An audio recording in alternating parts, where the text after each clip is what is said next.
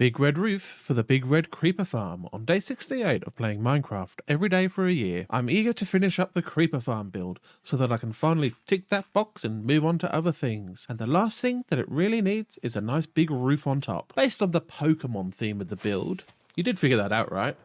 I'm going with a pokeball red for the roof. Whilst it stands out a bit, I think it will still fit in with everything else. I'm using red wool, made by using the poppies from the iron farm for red dye to dye the white wool from the sheep farm. I decided to do a circular cone shape, which required a bit of measuring to get the fit just right at the bottom. I started a few different circles at slightly increasing diameters until it only just crossed over at the corner. Eventually I got into a decent rhythm of building up slightly smaller circles, higher and higher, but I did keep running out of red wool. The main issue being the red, so I went hunting for a rose bush. These are great because if you bone meal one, then a red bush pops off, ready to be turned into dye. And then I figured out that the best way to not use up every ounce of bone meal that I have on this one project would be to dye most of my sheep red so that the wool farm will just produce the red wool for me. So I removed the shears from the dispensers so the sheep can now grow their wool, since you can only dye a sheep with the wool still on it. And then I waited for the sheep to eat some grass and fill out. I dyed them all one by one, and once most were done, I replaced all the shears. Then as I continued building, I could make quick trips down to the farm to pick up more wool until the whole thing was finally finished. With the top all done on the Pokemon Palace, I finished up for the day.